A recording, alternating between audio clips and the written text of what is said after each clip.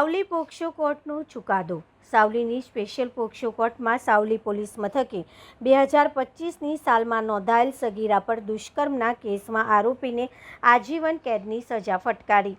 સાવલી તાલુકા સામતપુરા ગામના આરોપીએ ભોગ બનનાર 16 વર્ષીય સગીરાના માતા પિતાના ઘરે હાજર ન હોય તે સમયે ભોગ બનનારના ઘરે જઈ તેની મરજી વિરુદ્ધ વારંવાર દુષ્કર્મ આચર્યું હતું, જેથી સગીરા ગર્ભવતી બની એક બાળકને જન્મ આપેલ, જેની ફરિયાદ સાવલી પોલીસ મથકે ગુના રજિસ્ટ્રેશન નંબર 912/2025માં નોંધાયો હતો। પણ નામદાર પોક્સો કોર્ટમાં કેસ ચાલી જતા સમાજમાં દાખલારૂપ ચુકાદો આપતા આરોપી પ્રવીણભાઈ ગોવિંદભાઈ પરમારને બનાવ સંબંધિત પુરાવા, મેડિકલ સેમ્પલ, DNA અહેવાલ જુબાની આધારે પોક્સો એક્ટ હેઠળ તેમને ભારતીય ન્યાય સંહિતાની અલગ અલગ કલમ હેઠળ આજીવન કેદ એટલે કે કુદરતી મૃત્યુ ન થાય ત્યાં સુધીની સજા અને ₹75,000નો દંડ ફટકારવામાં આવ્યો છે। આજરોજ પોક્સો કોર્ટ સાવલી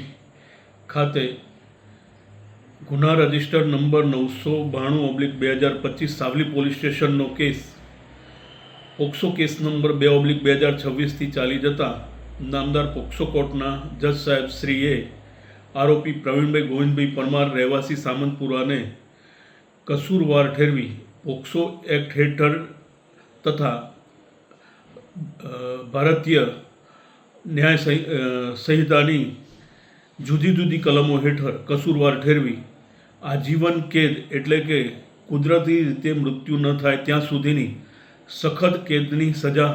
ફરમાવેલ છે તથા વિવિધ કલમો હેઠળ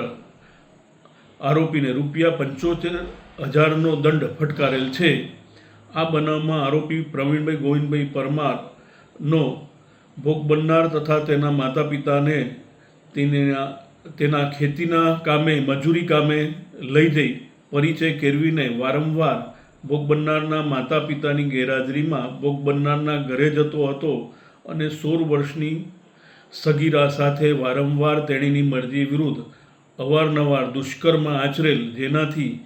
સગીર ભોગ બનનાર ગર્ભવતી થયેલ અને